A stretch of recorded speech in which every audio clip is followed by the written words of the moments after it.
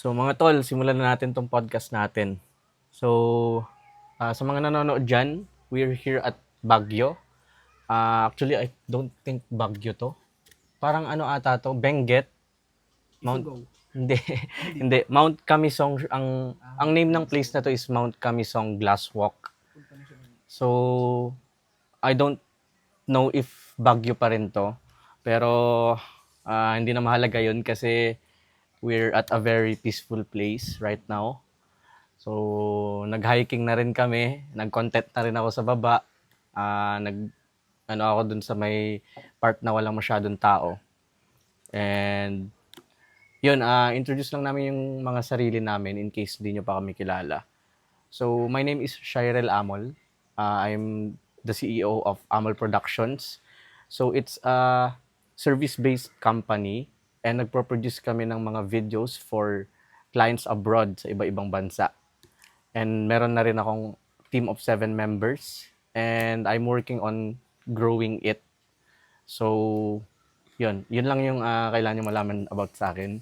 And sa aking mga tropa, introduce yung sarili nyo. Hello guys, I am Gadhali Mige. I am a founder and CEO of Crestline Studios. So I do outsourcing business, specifically video editing. So startup company, gumagawa ako ng agency. So yun. Hi guys, I'm Allen Benedict Valerio. I'm a seaman. And nandito ako, kasama ko yung mga tropa ko ngayon na si Shirel at si Miggy. So actually, si Allen and si Migs is kakakilala lang nila kahapon. So kasi kahapon is outing kami and nagkita-kita kami sa province namin, bumiyahe si Migs and bumiyahe kami papuntang Baguio kasi nga gusto namin mag-podcast, talk about business and gusto naming mag-video, mag-content and yun, napakagandang araw guys. Sinimulan namin yung araw namin by going to the gym. Punta kami sa Anytime Fitness and doon kami nag-workout. So nag-boxing ako doon. Simple workout lang naman, shadow boxing. And sila din is gumamit sila ng mga equipment.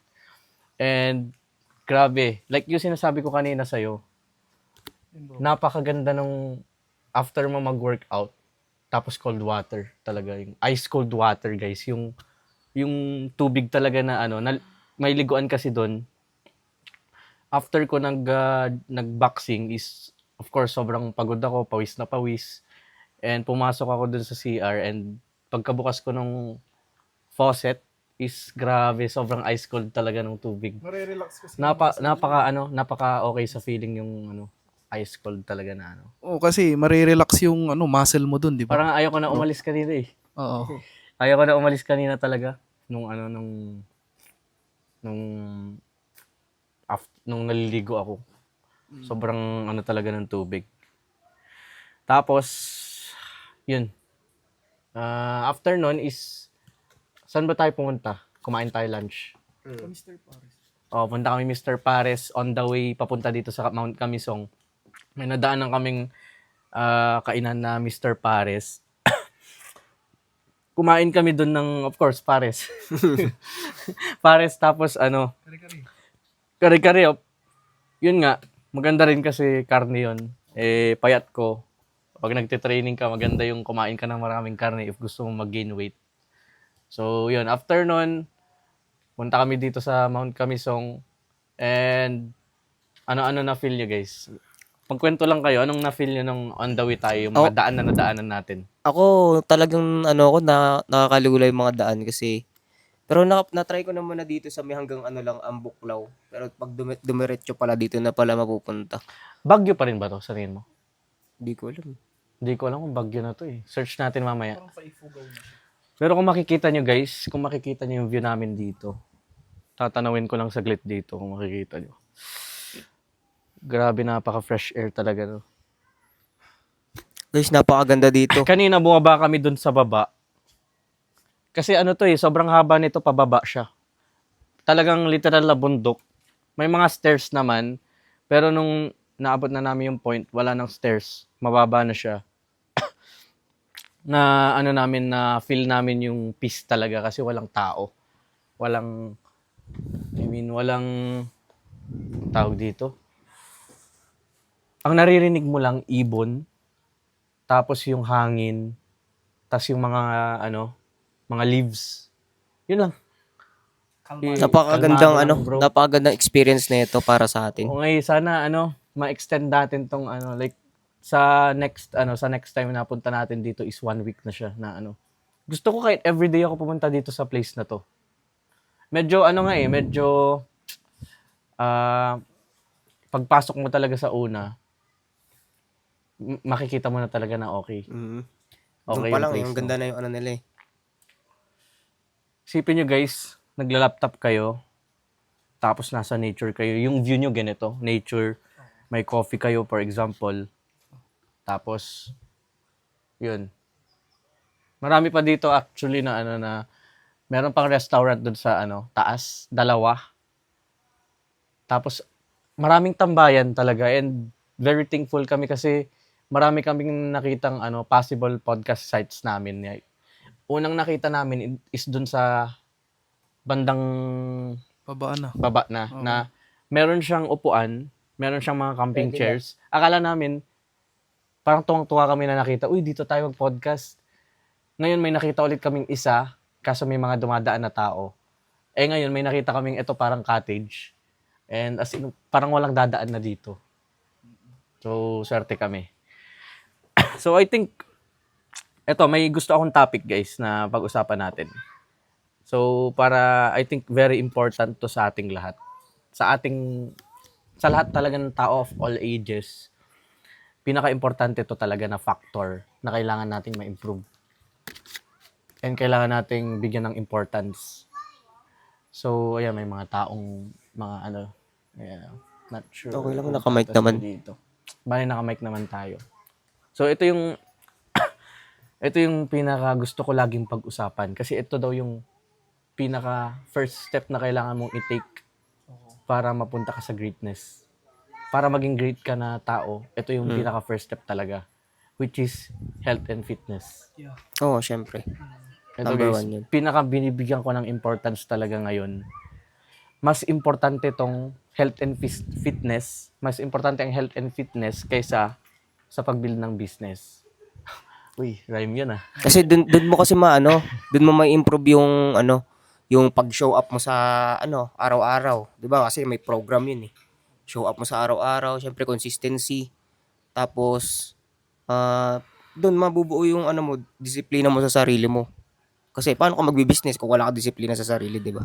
Yun yung pinaka-base. What I mean by being healthy, guys, hindi yung laki ng katawan mo, tapos ang laki ng muscles mo, tapos hindi ibig sabihin ganun healthy ka. Actually ako, kung mapakikita nyo, payat ako. Pero I'm very confident to say na I'm in a good shape. Konting gain weight pa. Kasi nga, ang goal ko kasi hindi naman maging malaki. Gusto ko ng, alam mo yung katawan ni Bruce Lee, katawan ni Manny Pacquiao, maybe mas magaan pa kay Manny Pacquiao. Ganun lang kay Bruce Lee. Pero malakas ka. Malakas ang endurance mo. Mabilis ka, matagal ka mapagod. And I think very important ang health, guys. Hindi lang sa exercise. Health is Pati wealth. sa pati sa diet. Yung mga kinakain mo. Kasi So, connected talaga yun eh. Sabi nga nung napanood kong podcast. Ilan na to na podcast na napanood ko. Podcast ni Luke Belmar and podcast ni Andrew Tate. May mga yung individuals, mga 18 years old, pataas, mga talaga, mga young G's, mga nagsisimula pa lang na nalilito pa sa mga gustong tahakin na daan. Like, ano bang gusto nilang maging? Nalilito sila. Ano yung very first step? Tinanong nila kay Andrew Tate, Luke Belmar. And akala ko, ang sasabihin nila Andrew Tate nun is learn a skill, mag-build ka ng, punta ka sa magandang industry or something na ganun. Pero ang sinabi nila, do 10 push-ups a day. Oo. Ay, Parang kayo do some familiar. push-ups. Tapos, sa una, magsimula ka sa counting reps. Tapos, after nun is, magdagdag ka hanggat nagiging routine mo na talaga yung push-ups. Tapos, magkakaroon ka ng confidence sa sarili mo na may parang, kumbaga, let's say, couch potato ka. Alam niyo yung couch potato? Hindi pa ako familiar doon. Couch potato. Yung, yung couch, di ba? Yung sofa. Ang ibig sabihin nun, alam mo yung mga type ng individuals na ang taba-taba, tapos nakahiga lang dun, popcorn, movies, ganun lang ginagawa nila everyday. Higa lang, nood lang ng movies, hindi sila active talaga. Like, dun lang sila buong araw, kaya couch potato tawag sa kanila. Ngayon, saan na ba ako? Ano ba yung point na inaano ko? Yung sa pag-workout tapos sa business, paano siya naging connected, parang ganun. Yun nga, for example, couch potato yung isang individual na yun. Paano daw niya mabago yung buhay niya? Paano siya magiging abundant in all aspects? Like maging mayaman. Para sa akin, physically muna. O yun nga, yung sinabi ni Undertale. Kailangan, at least may na-accomplish ka man. Wala ka kasi na-accomplish pag nakahiga ka lang. Nanonood ka lang, anong na-accomplish mo dun? Nood lang. Walang yung buhay mo nun. Tumataba ka pa. Unhealthy ka pa. Nakahiga ka lang. Tapos, yun nga, ang sinabi nila, at least 10 push-ups muna a day. Tapos, after 1 week, siguro 20. After 1 week, hanggang sa maging consistent na nabibuild mo na yung muscles mo, uy, may na-accomplish ako Magiging confident ka tuloy sa sarili mo. Ano pa kayang ibang pwede kong gawin? Hanggat bigyan na siya ng isang gagawin ulit. Okay, after you do 10 push-ups, sabi ng mentor niya kunyari, ito na gawin mo next. Maybe learn a high income skill. Or maybe tumakbo ka. Mag-jogging ka every 5 a.m. Gising ka ng 5 a.m., jogging ka, cold shower, almusal. Ganun lagi gawin mo everyday. Nagpo-push up ka na, another achievement mo na naman is yung mag-jogging ka everyday. Hanggang sobrang good shape ka na, confident ka na maglakad, maayos posture mo. Ngayon, pag na-fix mo na yung health mo, kasi yung katawan mo connected sa utak mo, pag na-fix mo na yung lahat yun, confident ka na, yung utak mo, parang iisipin niya na kaya mo nang ma-accomplish anything kasi na-accomplish mo na yun eh. Lalo na nakikita mo yung sarili mo sa salamin. Ngayon, after nun, yun na, doon mo na figure out kasi may clarity ka na eh. May clarity ka na eh. Literal pag nag-workout ka talaga, after mo mag-workout, pagod ka, tapos mag-shower ka ng malamig na tubig.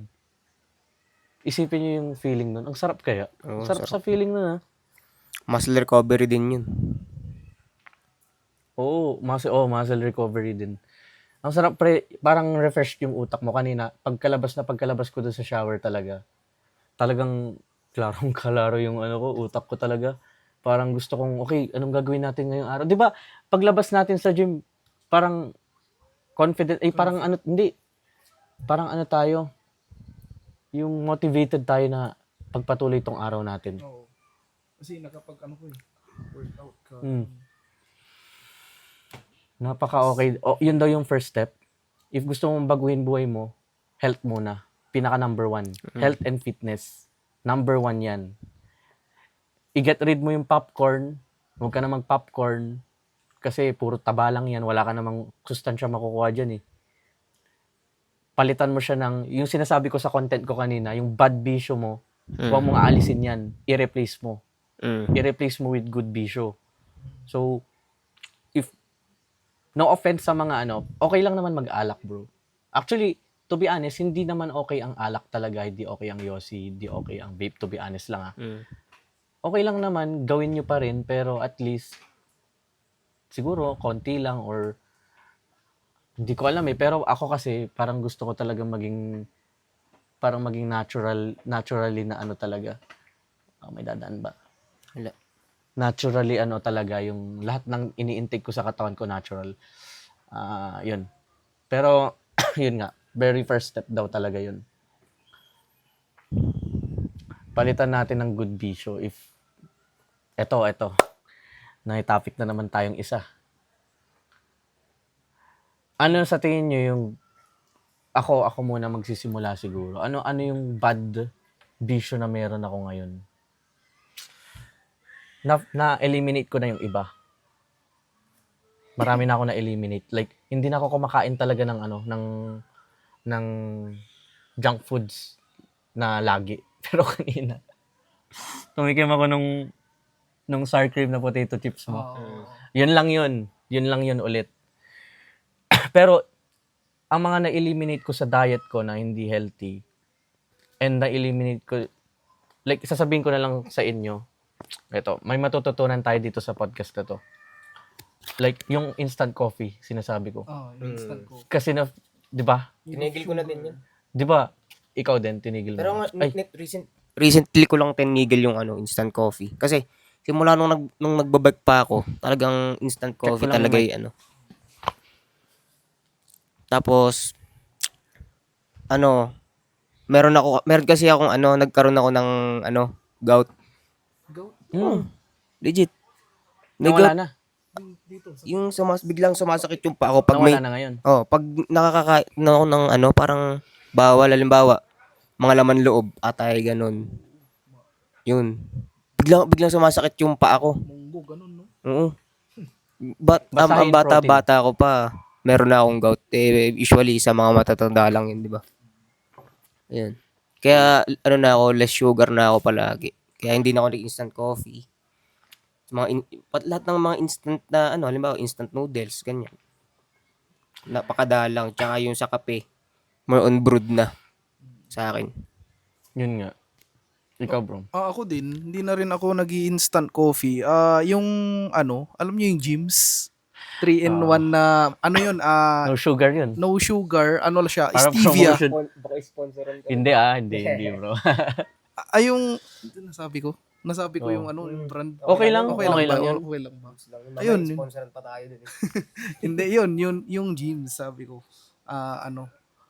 3-in-1 coffee siya na no sugar. Ang ang parang sugar base niya is para siyang stevia. Para siya sa kahit na hindi ka diabetic. Yun yung kape na iniinom ko kasi nung na-discover ko yung sa instant coffee kasi yung instant coffee siya more on sugar talaga. Parang siya. Para kang umiinom ng kape ay ng tubig na maraming asukal. Yun yung parang nakita ko dun sa instant coffee. Parang nakita ko siya sa may vlogger din ata yun. Ewan ko, basta yun. Nakita ko sa TikTok yun and sa Facebook ata. Kaya nung nalaman ko yun, kinonfirm, may nakita rin ako, doktor kasi yung nagsabi. Si Doc Alvin ata. Siya ata. Or si Doc Kilimangru. Basta yun, si Doc. Mga docs. Ngayon, sabi niya, yung mga coffee daw pala na yun nga, more on sugar lang. Kaunting kape. Sugar na may onting kape. Tapos puro creamer. Yung creamer may sugar pa yun. Ngayon, nung nalaman ko, sabi ko dun sa bahay, huwag na tayong magbibili ng mga ganyan. Palitan na lang natin, gawin na lang natin yung, alam mo yung brewed, yung nabibili din dito sa Baguio sa SM. Yung mga talagang kailangan Buto. mo ilaga. Mga buto. Oo, yung mga ganun. Tapos, ang alternative din, yung instant pa rin siya, pero yung coffee lang mismo. Yung walang asukal, walang creamer, yung coffee. Yung Nescafe Gold. Yung no sugar talaga, tapos stevia, tapos yung gatas, fresh milk na lang. Or yung bro, yung rice coffee. Alam niyo Pero hindi yun coffee, pre. Pero rin siya, coffee. Ginawa siyang coffee, di ba? Coffee, pero hindi siya galing sa coffee beans. Hindi siya nakakagising. Ang feeling, ang alam ko sa rice coffee, siya, yung bigas na, di ba? Parang sinabi. Parang sinusunog. Yun nga, yun na-eliminate ko, instant coffee. Bale, brewed na ngayon yung iniinom namin. And, if not brewed, yung minsan nakakatamad. Yung instant lang na Nescafe Gold, mga 2 kutsarita. Sobrang ko kasi, like, ang taas na ng tolerance ko sa coffee. Kasi lagi. Tapos, lalagyan ko lang ng fresh milk, tubig. Yun lang, wala nang sugar. ako kasi parang ayoko na sa matamis talaga. Kasi nakita ko na yung sugar daw talaga, yung table sugar, nung na-introduce yan sa mundo natin, bumaba na yung death, bumaba na yung life, Lifespan. lifespan ng mga tao. Yun, na-eliminate ko yun. And, yun, ano pa bang iba na, Yung Na-eliminate. alternative sa kape, pwede rin ang turmeric. Kasi hindi siya hindi siya nakakagising. tas yung mga diet ko din ngayon, ano na talaga, hindi na ako nagka-cup noodles, pancit canton, instant. real food lang talaga. Ang instant lang na kinakain ko, I'm not sure if may doktor dyan na in the future, of course, sisikat tong channel natin. If may doktor na makapunta sa channel na to, correct me if I'm wrong. Pero, kumakain kasi ako ng, ang instant lang na kinakain ko is yung century tuna kasi high in protein siya. Yung century tuna kasi after ko mag-workout, nakakatamad ng magluto or minsan din ako kakain. Yun na lang. Kanin tas yun. Ay, omega-3 naman yun. Pero ewan ko kung healthy yun. Tanong na lang natin sa mga doctors dyan kung sakali. Doctors out there. Wala pa manonood nito sa ngayon, bro, kasi hindi pa sikat eh. Pero kahit pa paano, soon talaga. Yun. Yun nga, yung bad bisyo, palitan mo ng good bisyo, yun lang. Tapos focus ka lang sa health mo, sa fitness mo, and everything follows after that. Kasi isipin mo bro, magi-scroll ka, minsan nagdo-doom scroll ako eh. Ako din. 'Di ba kanina? Kagabi. Doom scroll. Ang scrolling, it takes you up to like 2 hours to 3 hours. Minsan di mo na papansin, 'di ba? Tapos nagli-lit match ka pa, pre. Kaya ako, Tagal doon, pre. Yung sa lit match. Stretch muna ako, guys. Sakit ng likod ko kanina. Galing sa kaya minsan pag ko, Libangan niya, guys. Lit match. dating app. Hindi, lang yun. Okay lang yun, bro. Single ka naman eh. Pero, yun nga. Ladies out there. So, it takes you up to like 2 to 3 hours scrolling. I-push up, ilang lang yun? Ilang minutes mo lang yun? 10 push-ups. Baka nga wala pang 1 minute yun. minute yun. Mga 2 minutes, pwede. 2 to 3.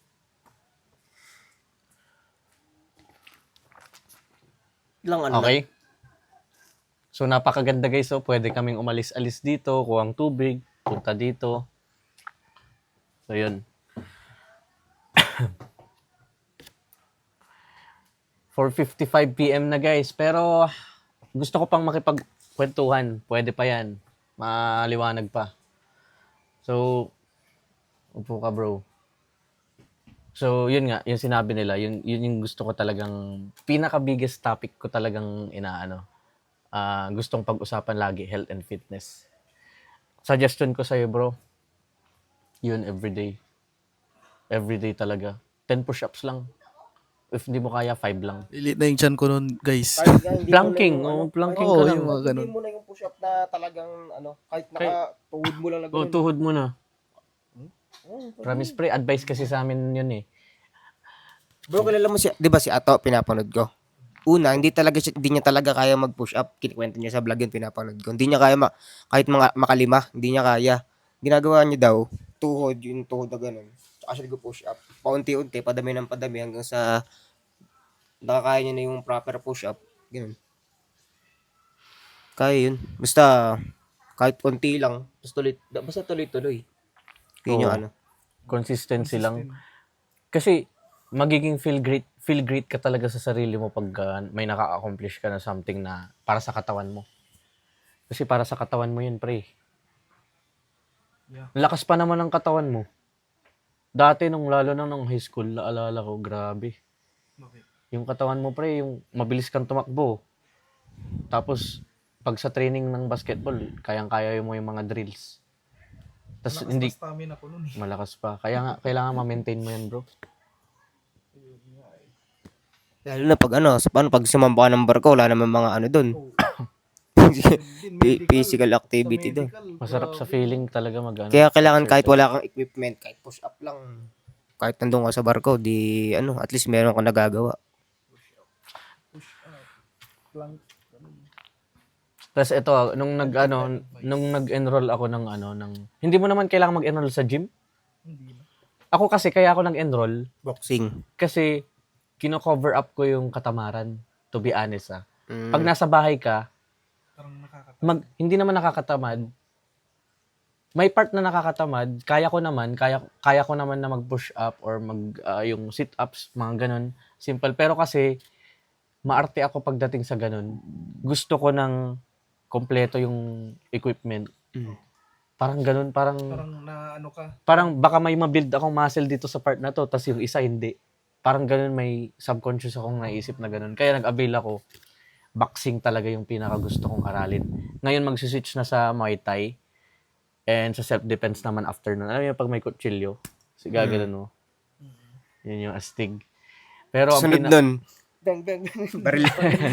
tas Muay Thai yung next. Pero na-enjoy ko talaga yung buong process ng training. Sobrang hirap pala. Unang-unang training ko, grabe. Ito yung nakakatawa. May bola. Alam mo yung bolang mabigat? Yung tawag dito. Yung May sand sa loob. medicine ball. Oo, yun. Ibabato kong ganun sa taas. Mm. Tapos mag-i-squat ako. Bato, squat, bato. Hindi ang bigat nun. Mm. Pero, may natutunan ako. After kasi nun, bigla akong nahilo. Mm. Muntik nang mahimatay. Humiga ako dun sa Coach, sabi ko.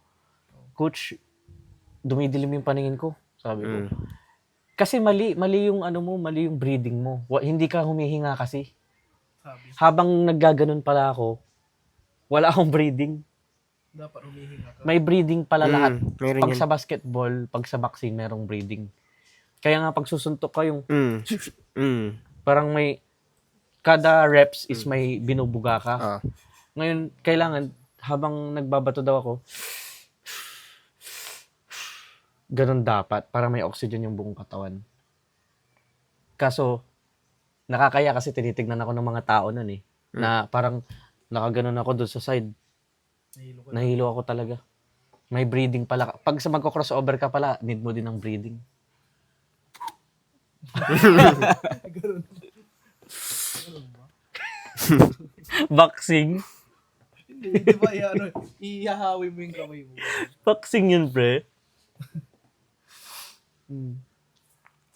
Ito, may naisip ako intrusive thoughts kanina, di ba? Anong intrusive thoughts mo? Yung, di ba, ito kasi nagsasara tong place na to ng, I think, 9 p.m. 6. 9 p.m. ay, 9 p.m. ang alam ko 9 p.m. Ngayon? Yung Weekends. tinanong namin. Ata. Ngayon, ang naisip ko, if vlogger lang sana ako na talaga nagde-dare, yung alam mo yung mga vlogger na dinedare nila yung sarili nila, yung dito ka matutulog sa baba, wala naman ng tao pupunta dyan Kaya nga. Yun yung naisip ko. Pero, not a good idea right now. Baka mamaya may cannibal dyan. Hindi kasi kumuha kami ng place ulit na tutuluyan. So, another place. So, yun. So, I think itatitle ko tong video na to na Ano? health and fitness ang biggest priority. Oh. Yun. Tapos podcast with Migs and Alin. Ayun. Sheesh. Ish. Anything else? Baka may idea kayo, naisip kayo na something. Last na. Idea. Ito, IKEA nakita ko. IDE, nakita ko ng IKEA. Yeah, ilang minutes na ba, guys? Tingnan natin. I think kanina 20 plus minutes. 29, kulang pa to. Tara, mag-usap pa tayo. Okay. Yung kagabi ba? Nakailan tayo kagabi? Mga ilang minutes yun? Ano? Ilang minutes? Not sure mga Mahaba yung sa kagabi. 59. Parang mga Pero guys, nag-video kasi kami na like, kailan ba yun? Ikaw, may bala ka bang maggawa ng shorts? Oo. Ngayon? Kaya nga yung natin, yung Yung sa mga ito. kakat-kat ko. Sige bro. Yung sasabihin ko na lang sa mga editors ko, sa mag-handle man nun, i-compile ko yung mga biggest yung mga salita mo doon, i-compile namin yun. Ika-cut namin yun, tapos isend namin sa yung buong folder ng shorts mo. Sige. Tapos, yun. Ganda yun. Ngayon kasi, ang pinaka, namin, kaya madali lang namin gawin yun, kasi meron na kaming AI software na ginagamit, Opus. Pwede na pala yun. Ipo-post mo yung podcast video sa kanya, siya nang pipili ng clips. I-extract niya na. Nakat na, agad. Nakat na. Yung mga best parts na clip, kunyari yung sinasabi mo kanina. Oh, wala. Oo, AI na mabilis yun. na lang yun. 5 minutes lang yun. I-paste mo lang doon, extract niya na yung Hindi siya copyright na AI. Hindi Hindi siya pwede. Hindi. Mahal lang. Ay, okay lang. I think Kung ano. Doon na 3.5 per month. per month. Pero napaka, yun, laking, nun, tulong sa mga editor nun. Yun nga, guys, ang dami kong subscriptions. Pero yung na-compute namin yung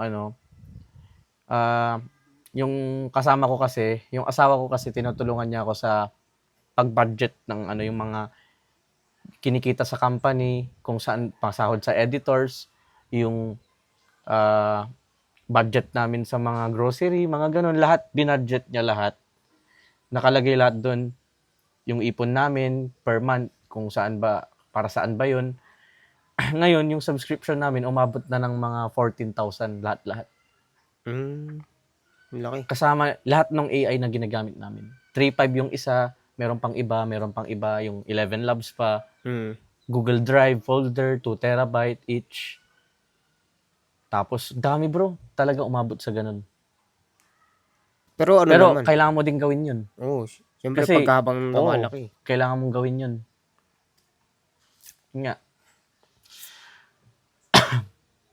Pero mas mapapadali yung mga trabaho dun. Pag may ganun ka. Oo, talaga. Sabi nga nila, yung AI talaga ngayon is future na.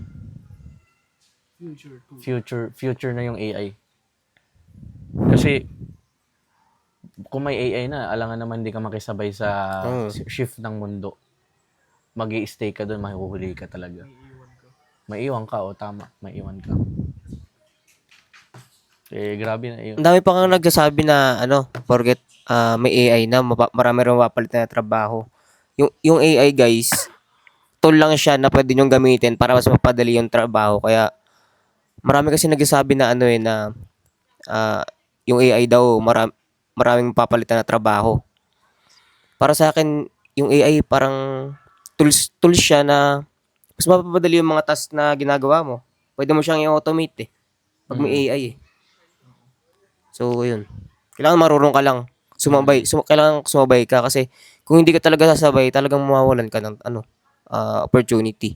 Oo, nag-shift ang mundo Yun nga, pero medyo tama naman sila sa tama naman sila kahit papaano. Mapapalitan talaga yung Yung ibang yung mga iba. repetitive tasks. Repetitive. Like, for example, ano ba yung mga repetitive na like yung sa emails, meron ng AI na ginagamit email. na magre-reply mag-isa. Magko-call mag-isa. Marami mga repetitive lang talaga. Pero yung mga editing, mahirap yun. Repetitive lang talaga yung mga email lang, ganun. Kasi pwede nang i-automate yun. So, yun nga. Bali, ang main topic talaga namin ngayon, yun nga, health and fitness, which is tapos na tayo. And, yun nga, yung sinasabi ko lagi, hindi lang health and fitness. Bali, yun lang yung first step. Yung next naman, aalamin mo sa sarili mo, ano ba yung purpose mo sa buhay. Ito, opinion ko na lang to Pagkatas na kasing may confidence ka na, okay ka na sa health, yun na yung first step na take mo. Ngayon, alamin mo yung purpose mo sa buhay. Pwede mong piliin kahit anong career ang gusto mo sa buhay. Magkakaiba tayo ng careers dito. Seaman ka. Sa ngayon, same tayo. I'm not sure if mag-shift ka sa iba later, mag-shift ako sa iba. Meron din tayo mga ibang tropa, iba din yung nila. And lahat yun is because yun yung purpose nyo sa buhay. Magkakaiba tayo. And lagi mong sasabihin sa sarili mo at tatanungin na kung yung pinili mo ba na career is yun ba talaga yung gusto mo? Purpose ba sa'yo ng Diyos yun? Kasi nilagay tayo dito, ito yung sa tingin ko na parang ganito ko tignan ang mundo. Nilagay tayo dito, parang game. Kumbaga nasa game land tayo. GTA. Nilagay tayo dito, oo, parang ganun, legit. Parang GTA ito. Sa GTA, magpapayaman ka eh. Yung skills mo sa GTA, apply mo na lang dito sa Oo, buhay. syempre. Ngayon, nilagay daw tayo dito, parang nag-spawn tayo with a name na binigay sa atin ng magulang, with a culture, may lahi. Napunta tayo sa Pilipinas with a purpose.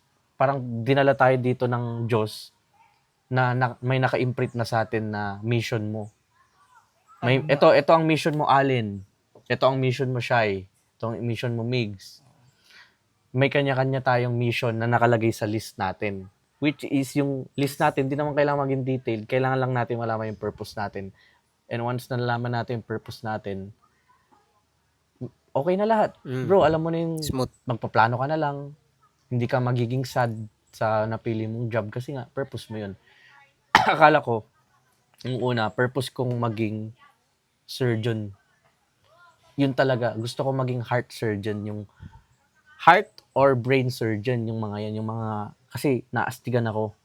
Kaya nag-aral ako ng medical course. Medical technology, to be specific. And, yun nga, kung hindi ako nag-self-reflection, pre, nung time na mag-isa ako dun sa apartment ko nun, yun yung kagandahan pag mag-isa ka na, naiisip mo talaga yung mga nakakapag-self-reflection ka. Nung napunta ako dun, na-realize ko, hindi pala sa akin yung ganong klase ng trabaho. Kumbaga, awakening mo yung Awakening partner. ko yun. Buti nga, nag-intern ako dun eh. Naging intern ako dun ng mga 6 months. Natapos ko yung internship, pero hindi na nila binigay sa akin yung certificate kasi meron pa akong 45 days na makeup duty, which is hindi ko na tinapos kasi yun yung day na na-realize ko hindi ako para sa ganun. So, nag-self-reflection ako, guys. 3 days akong hindi kumain para lang pag-isipan yung gagawin ko sa buhay. Kasi nga, parang may mali. Parang hindi ako para dito ah. Parang may bumubulong sa akin na hindi ako para sa ganun klaseng line of work. So, ang ginawa ko, meron akong one whole na paper. Sulat ako. Hindi ko alam yung gagawin ko nun, guys, kasi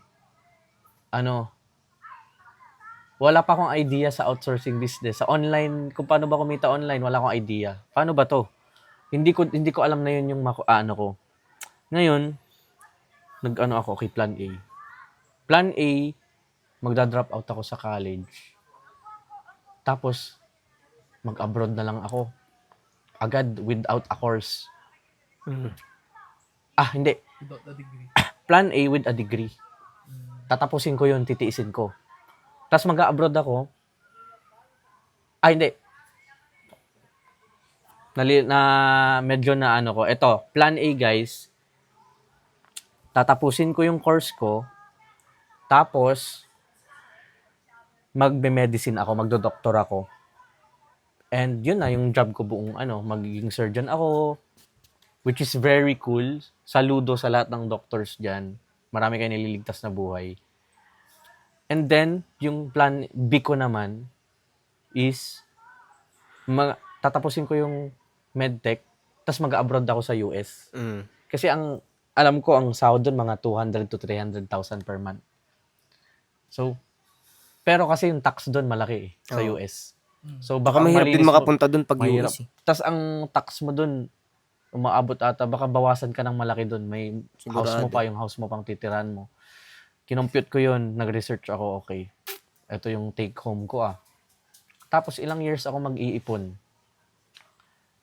So, mga 30 years old siguro, 32, tsaka ako makakabili ng lupa sa Pilipinas na malaki. 32 na ako nun, sabi ko. Kung magdodoktor naman ako,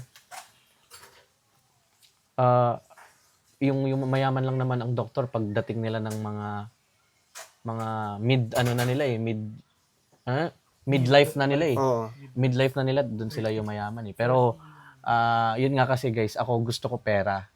Kaya yun yung ganun ako mag-isip. So sabi kasi nila, if magdo-doktor ka pero ang iniisip mo lang pera, Mahirap wag din. ka na magdoktor kung pera lang naman isip mo. Dapat gusto mo yung ginagawa mo para makaligtas ka ng buhay. Kasi kung pera lang iniisip mo, parang ano ka, Ang pangit parang nun. ano ka, pangit ka nun. So kung pera ka iniisip mo, mag-business ka na lang. Pero nagbago din yung ano ko nun, nung nalaman ko na hindi daw dapat tayo mag-isip ng ganun. Kasi hindi if puro pera lang iniisip mo, kailangan solution lagi. So, solution to your client's problems lagi yung iniisip mo. Huwag pera. So, nag-iba na ako. And, yun, after nun, plan C. Drop out ako ng college, tapos maghanap ako ng side hustle na magiging main hustle ko. Kaso wala akong idea kung ano yun. Okay na. Nag-isip ako, 3 days yun. Hindi ako nagsisinungaling, 3 days yun, hindi ako kumain. Tubig lang. Nag-worry na yung mga ka-intern ko, yung mga staff na kasi hindi na ako pumapasok. Hindi ko rin sinabi sa bahay kasi baka mag-worry sila or bakit hindi ka pumapasok. Hindi ko sinabi dun sa asawa ko, which is girlfriend ko pa lang siya nung time na yon. Wala akong pinagsabihan, kahit sa'yo hindi ko sinabi. So, isip ako, okay, kaya nakaupo lang ako dun sa isip-isip, scroll. Ngayon, ito yung kagandahang part. Yung TikTok algorithm ko, puro undertake lumalabas. Tapos, ang mga lumalabas pa na iba, Robert Kiyosaki. Nag-iba. Hindi, yung algorithm ko, hindi yung may mga sumasayaw na girls. So, hindi ganun yung algorithm ko nung time na yun. Nagbago siya. So, buti na lang ganun. Lumabas si Franklin Miano. Gusto mo bang kumita ng ganito in just a week? Medyo too good to be true nung una. Kasi very, hooky. Scroll. Tapos isip-isip na naman. Day 2, scroll. Nakikita ko siya lagi sa algorithm ko na. Ngayon may isa siyang video. Meron akong 1 hour free tutorial na ituturo ko sa inyo sa YouTube. Okay, why not? Sabi ko. Dun. Nahook niya ako dun sa video na yun. Punta ako sa YouTube niya. 1 hour tutorial. Nung papanoorin ko na, dumating yung mga kaklase ko. 12 a.m. 12 a.m. sila dumating. Bro, kumusta ka na? Anong nangyari? Pre, out na ako, pre. Hindi na ako papasok. Drop out na ako. Kain ka, pre. Kain ka. Sabi nila. Kumain kami sa Tapsilog. Hindi pa ako kumakain nun for 3 days. Yung yung mga karne ko doon na bulok na. Inuuod na. Hindi ko na pinansin. Tinapon ko na lang yun. Tapos yun. Kumain kami. Pagbalik ko, hindi na ako natulog. Diretso hanggang 6 a.m. yun. Pinanood ko yung 1 hour tutorial niya. Uy, okay, 7K para mag-avail. Wala akong 7K. Uwi ako sa bahay. Hiram ako sa magulang ko ng 7,000. Umiram ako sa 7,000. Bumalik ako sa Batak. Dala ko yung laptop na mabagal. And doon ako nag-grind. November 14, 2023, guys, yun na yung start ng aking journey. Yun yung pinaka day 1 ko sa etong hustle na to. Very important sa akin yung date na yun. Every November 14 is nag-celebrate ako mag-isa. Tinitreat ko yung sarili ko kasi yun yung araw na nagsimula ako. Kasi alam ko yung araw na yun, doon nagsimula ang magiging great man ako someday. I know that. And gusto kong bigyan ng importance yung araw na yun, November 14. Kasi yun yung day 1 ko talaga. Pagka uwi ko, walang tulog yun. Overnight akong bumiyahe sa bus. Pag dating ko sa apartment ulit, wala nang tulog yun. 6 a.m. ata, 7 a.m. Di ko maalala. Grind na yun. Pinanood ko na yung course niya. Yung concept ng outsourcing business. And then, yung video editing yung napili kong service. Pero inaral ko na lang siya sa YouTube. Walang resulta for months. As in, ang dami kong ginawang solution, walang resulta talaga.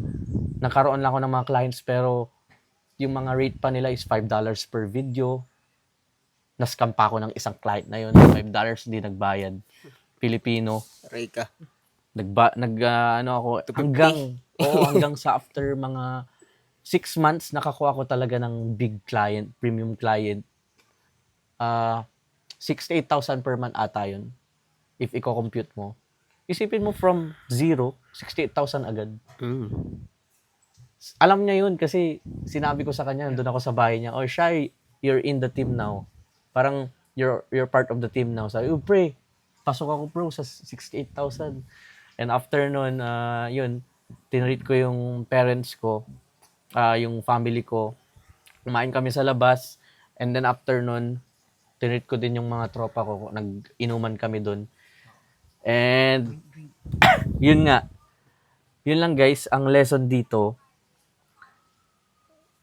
ang nagbi-bring down, ang reason lang kasi kaya natatakot kayo minsan mag-risk is because kung ano ba yung sasabihin sa inyo ng ibang tao. Oh, bakit siya magda-drop out ng 4th year na siya? Crazy ba siya? Siguro ganun yung naisip nila sa akin. Inuunahan. Siguro sa utak nila, yun yung naisip nila. Oh, okay, but 4th year na siya. 6 months na lang siya mag-aaral, bakit magda-drop out siya? Crazy yan, crazy. Siguro ganun yung naisip nila. Alam ko, naisip nila yun at some point.